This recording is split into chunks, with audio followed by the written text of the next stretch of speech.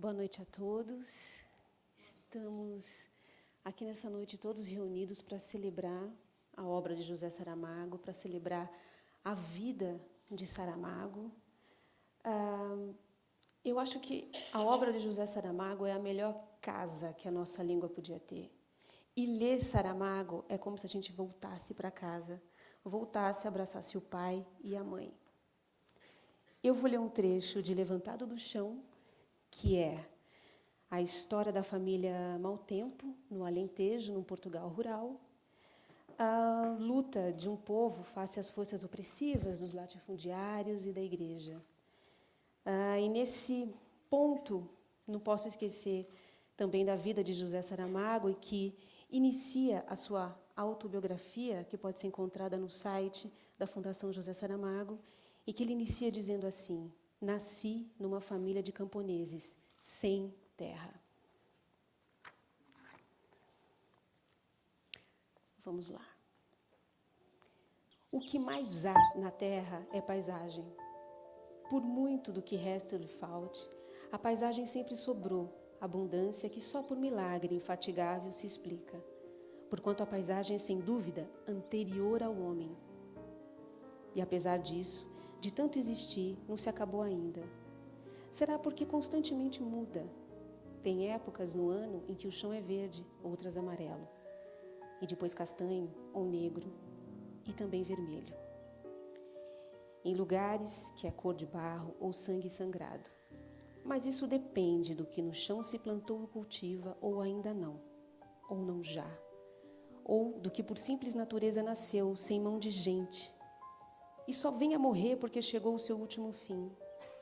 Não é tal o caso do trigo, que ainda com alguma vida é cortado, nem do sobreiro, que vivíssimo, embora por sua gravidade não pareça, se lhe arranca a pele aos gritos.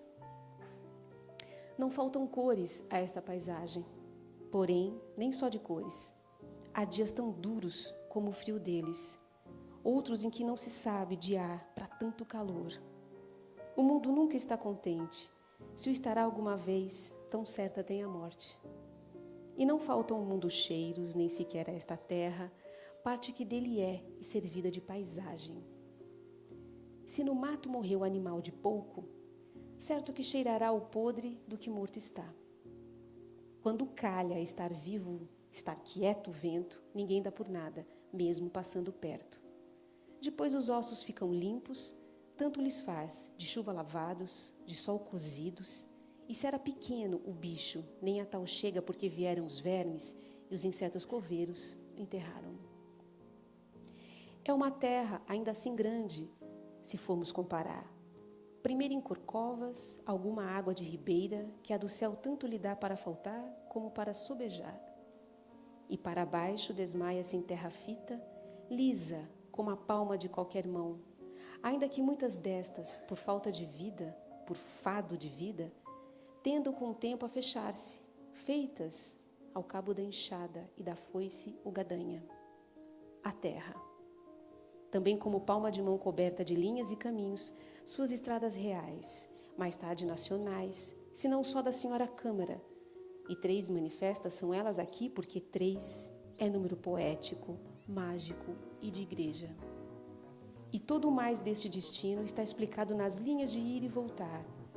Carris de pés descalço e mal calçado, entre torrões ou mato, entre restolho ou flor brava, entre o muro e o deserto.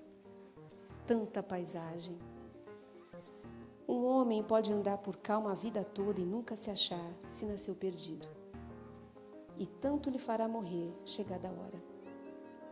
Não é coelho ou gineto para apodrecer ao sol, mas imaginando que a fome, ou o frio, ou o calor o deitem à terra, onde não deram por ele.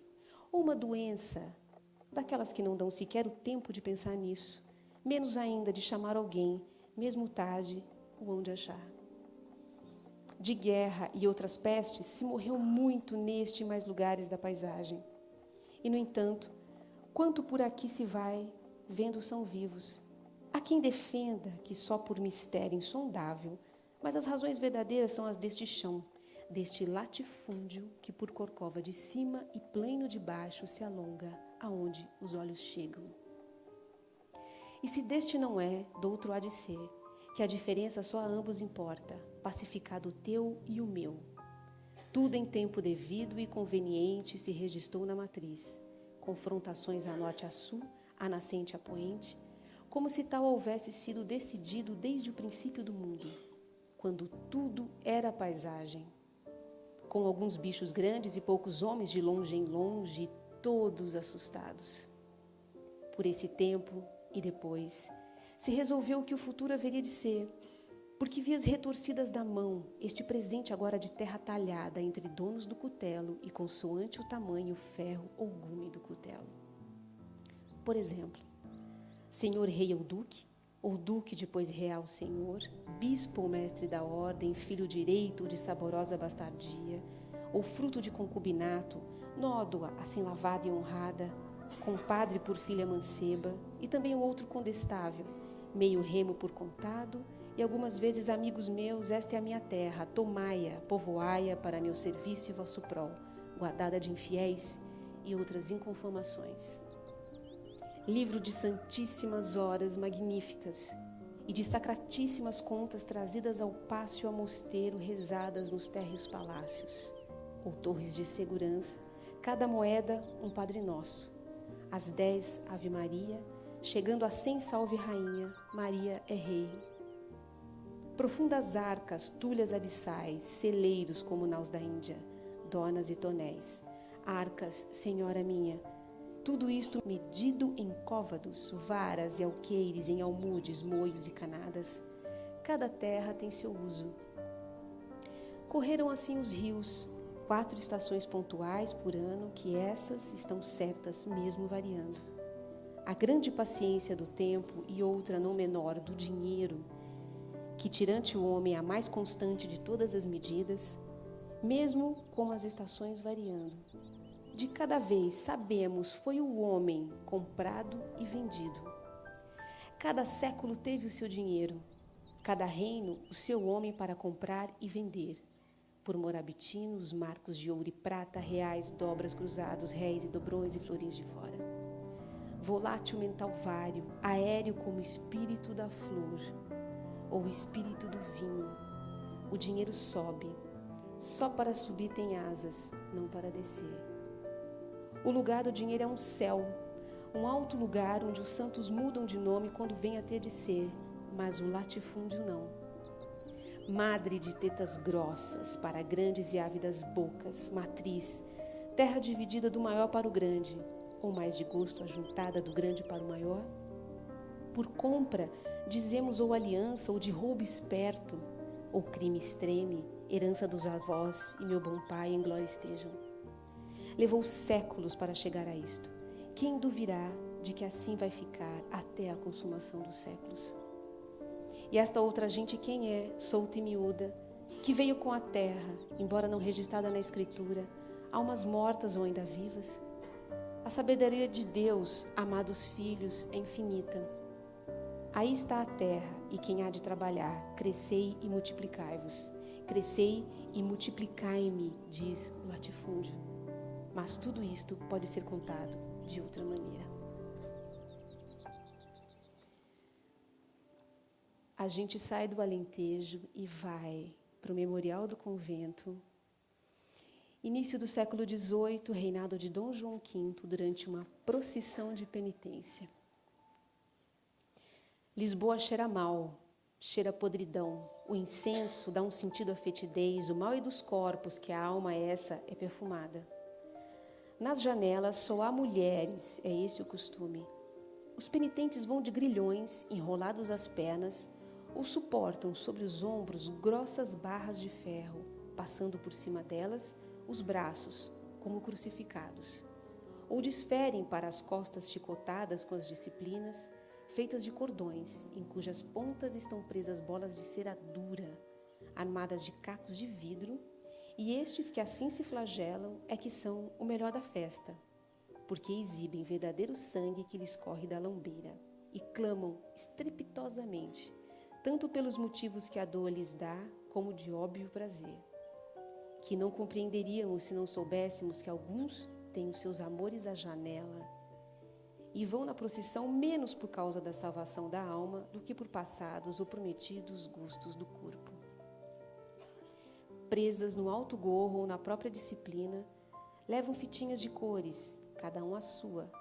E se a mulher eleita, que a janela anseia de angústia, de piedade pelo amador sofredor, se não também de gozo a que só muito mais tarde aprenderemos a chamar sádico, não souber, pela fisionomia ou pelo vulto, reconhecer o amante na confusão dos penitentes, dos pendões, do povinho derramado em pavores e súplicas, do vozear das ladainhas, do bambear desacertado dos palhos, dos cabeceamentos bruscos das imagens, adivinhará ao menos pela fitinha cor-de-rosa ou verde, ou amarela, lilás, se não vermelha ou cor do céu, é aquele, o seu homem e servidor, que lhe está dedicando a vergastada violenta e que, não podendo falar, berra como toiro em cio.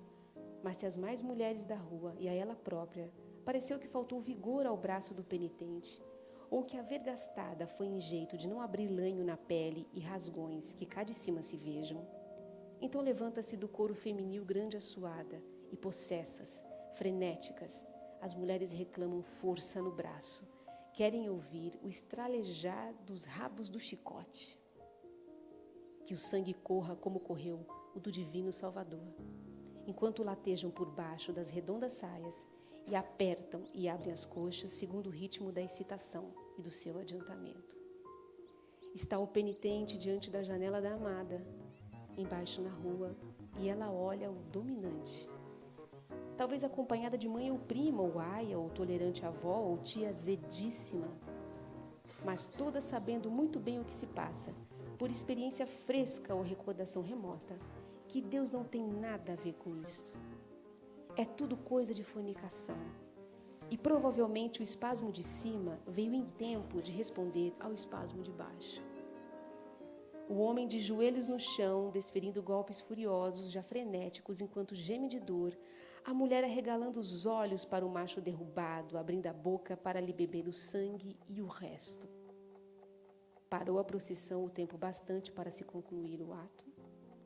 O bispo abençoou e santificou.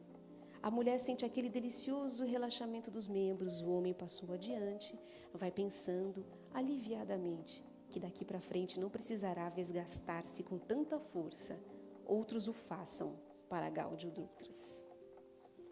Assim maltratadas as carnes, alimentadas de magro, parece que se haveriam de recolher as insatisfações até a libertação pascal e que as solicitações da natureza podiam esperar que se limpassem as sombras do rosto da Santa Madre Igreja, agora que se aproximam paixão e morte.